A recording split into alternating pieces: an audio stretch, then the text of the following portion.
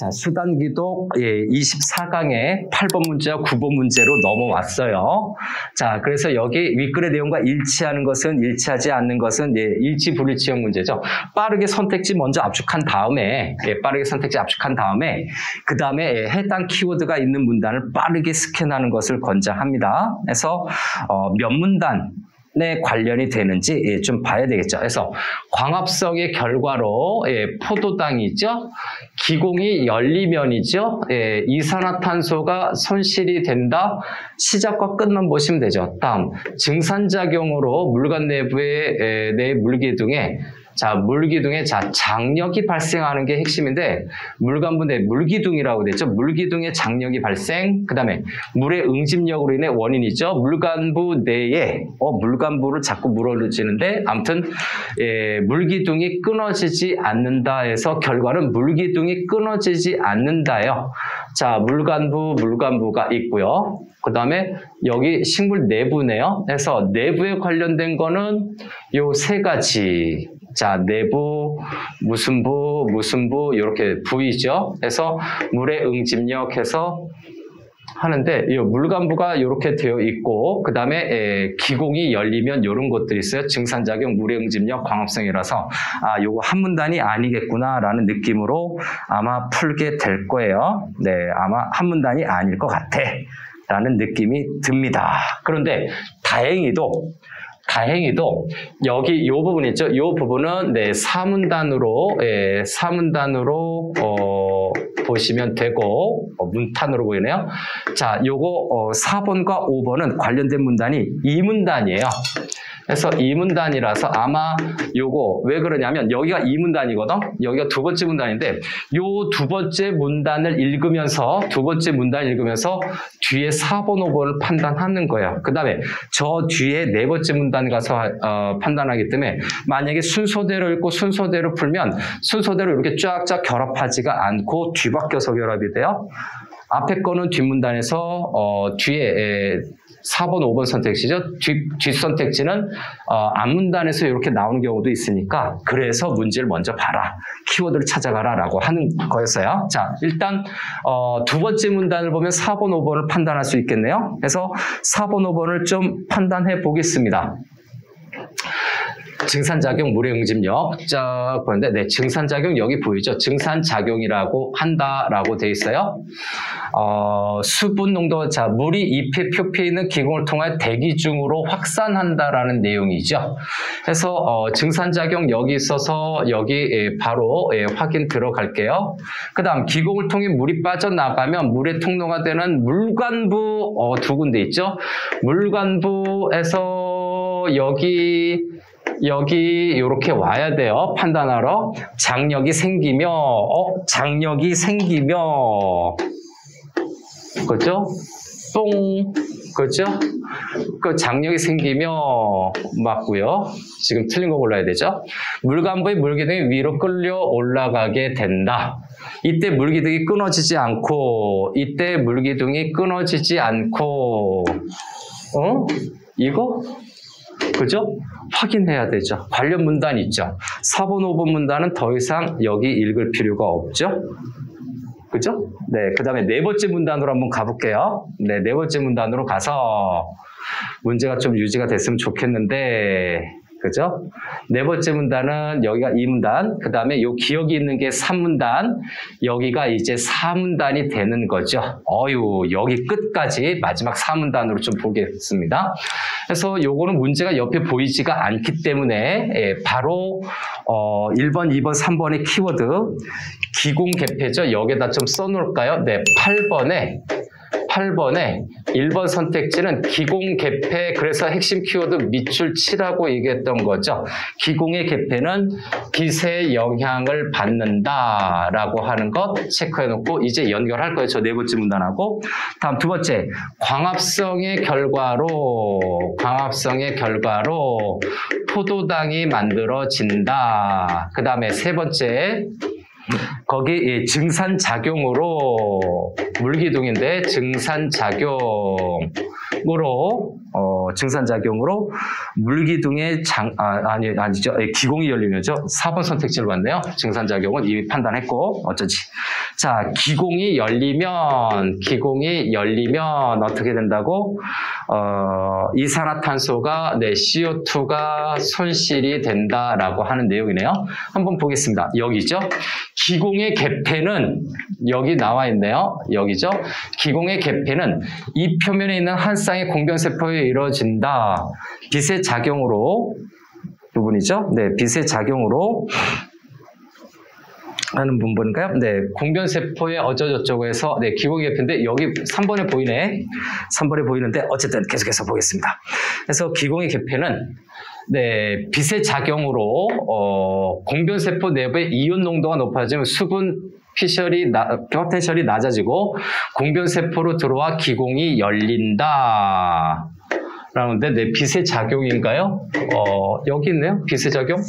쭉 기공 개폐에 관련 기공이 열린다까지 빛의 작용으로 요 사이가 8번 문제 1번 선택지를 판단하는 내용들이 되죠. 있어요. 다음에 광합성이 어딨냐? 그러면 식물은 대기 중에 이산화탄소를 흡수하여 광합성을 하게 되고요. 이산화탄소 여기 있는데 5번 선택지도 관련이 되네요. 광합성을 통해 포도당을 생산할 수 있다. 아이고, 바로 확인이 되는데 광합성을 통해서 포도당을 생산한다. 바로 되지요. 그 다음. 문제는 식물이 이산화탄소를 흡수하기에 기공을 열면 물이 손실되고 반대로 기공을, 그죠? 기공이 열리는 거죠. 그래서 다시 기공을 열면 물이 손실됩니다. 그 다음에 기공을 닫으면 이산화탄소가 손실이 되는 거죠. 근데 여기는 뭡니까? 기공이 열리면, 그죠? 네, 기공이 열리면 CO2가 손실하는데 뭐가 손실이 된다고 그랬어요? 물이 손실된다고 그랬죠. 이게 아니라 뭐가 손실이 돼요? 물이 손실된다고. 한마디로 O2가 손실이 돼요. 끝났죠? 요거는 오케이. 8번. H2O죠? 산소네요, 저건. 물 마시면서 나도 요게 필요했어. 네, H2O입니다. 그죠? H2O 거꾸로 썼네요. 아이고. 그래서 H2O 필요합니다. 자, 이제 수단규도 데이 24의 9번 문제로 좀 넘어가 볼게요. 요것도 기억의 내용을 옳은 것만을 보기 위해서 고르는데요. 다행히도 기억이 저기 있네요. 예, 조금 더 위로 가서 이때 메커니즘은 수분 포텐셜로 설명할 수 있다. 바로 요거죠. 요렇게 와야 됩니다. 메커니즘이 뭔지는 앞에 있었겠죠. 수분 포텐셜로 설명할 수 있다라고 얘기를 하고 있죠. 그러면 요거 바로 앞에 있는 내용이 뭔지 보면 되겠습니다. 그래서 수분 포텐셜인데 요 앞부분의 내용을 조금 더 올려서 좀 할게요. 네, 다시 체크하는 한이 있더라도 네, 최대한 선택지 살리고 요 정도로 해서 문제를 좀 다뤄보도록 할게요. 그래서 바로 앞에 있었구나. 증산, 장력, 응집력이죠. 이 메커니즘이라고 얘기하는데 이 메커니즘이라고 하는 것은 바로 요겁니다. 그래서 수분 포텐셜로 설명이 가능하다니까 요 기억의 내용을 미리 좀 써놓을까요? 네, 저기 있는 거죠. 네, 연결합시다. 요거랑 수분 포텐셜 두 개가 와야 돼요. 증산, 장력, 응집력의 메커니즘, 수분 포텐셜로, 수분 퍼센테이지로 설명할 수 있다라고 하는 걸로 정리를 하면 되겠죠. 자, 그래서 이거 선택지 1, 2, 3, 4, 5는 A, B, C, D 뭐 이런 거 서로 끊어놓은 거기 때문에 큰 의미가 없고 요거는 바로 보기 들어가서 좀 판단을 해야 될 것 같아요. 그래서 뿌리의 수분 포텐셜이 토양의 수분 포텐셜보다 낮아. 물이 자, 해서 낮아요. 네, 뿌리 부분의 포텐셜과 토양 수분 포텐셜이죠. 요것이 낮다는 건 요런 거죠. 물이 어떻게 된다고? 토양에서 뿌리로 옮긴다. 즉 부족한 부분으로 가는 거죠. 삼투압의 원리에 의해서 뿌리 부분의 수분이 적으니까 흙에 있는 물이 뿌리로 이동했다는 얘기입니다. 토양에서 뿌리로 이동 요거죠. 판단해야 될 거 괜찮은 것 같죠? 자, 마취끈처럼 물관부에서 물수속이 이루어져 이런 증상인데 여기 바로 앞단락 봐야 되겠죠. 그래서 다시 물관부에서 물수송이 어쩌저쩌고 하는데 저 앞에 저 메커니즘.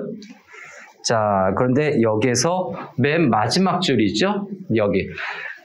일반적으로 토양에서 뿌리, 줄기, 잎으로 갈수록 수분 포텐셜이 낮아요. 해서 토양이 수분이 높고요. 뿌리가 그 다음으로 높고 줄기, 잎으로 수분 포텐셜이 낮아지고 라고 하는 건데 이걸 정리하면 수분이 높은 거는 얘가 제일 높은 거예요.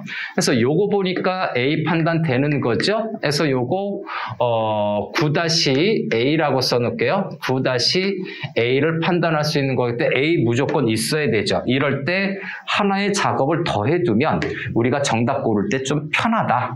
다음에 차례차례 보면서 계속해서 볼까요? 줄기의 물이 잎으로 이동하면 줄기의 수분 포텐셜이 낮아져. 자, 줄기의 물이 잎으로 이동을 해요. 수분 포텐셜이 낮아져서 뿌리의 물이 줄기로 이동을 한다. 결론은 저거죠. 그래서 여기 보면 그죠? 네.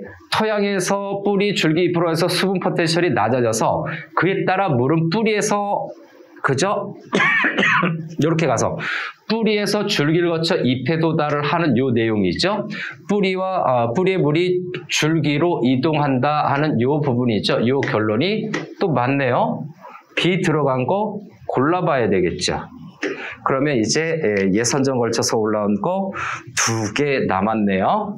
1번 아니면 4번 중에서 이제 좀 봐야 되겠죠. 다음, 증산작용으로 잎의 수분이 공기적으로 빠져나가면 잎의 뭡니까?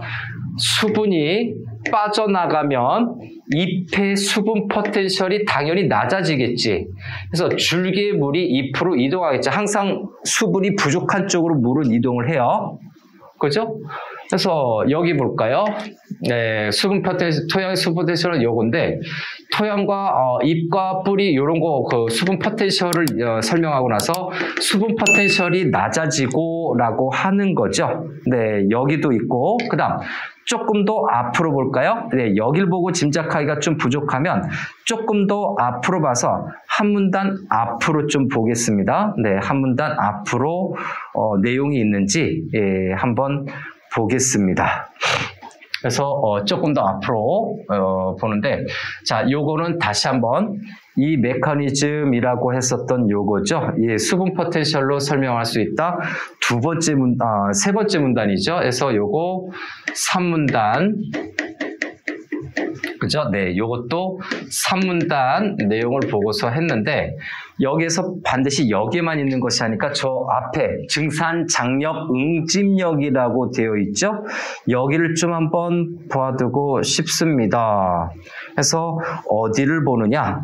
좀 앞부분을 봐야 될 거예요. 네, 좀 앞부분으로 봐서 그 다음에 뭡니까? 물이 줄기에 거쳐 잎으로 도달해서 네, 줄기의 물이 잎으로 이동한다 해서 여기도 있긴 있네요. 네, 여기도 있긴 있고 하나 더 잎의 수분 포텐셜이 낮아지는 부분은 저 앞에 있을 거예요. 조금 더 대기 중 수분 농도는 잎의 수분 농도가 낮기 때문에 잎의 표피에 있는 기공을 통해서 대기 중 확산, 증산작용, 네, 요 내용이죠. 네, 증산작용이고 기공을 통해서 이파리 기공을 통해서 물이 빠져나온 물의 통로가 되는 조직 물 가운데에서 아까 풀었던 문제잖아요. 그래서 여기도 있고 그 다음에 잎의 수분이 공기 중으로 빠져나가는 것은 이 문단의 첫 문장에도 있는 거예요. 빠져나가는 거 증산작용으로 얘기하는 거죠. 네, 증산작용과 관련이 돼서 다시 한번 판단할 수 있기 때문에 C도 맞아요. 얘가 정답이 돼야 되겠죠. 더 이상은 없으니까. 근데 D도 판단은 들어가겠습니다.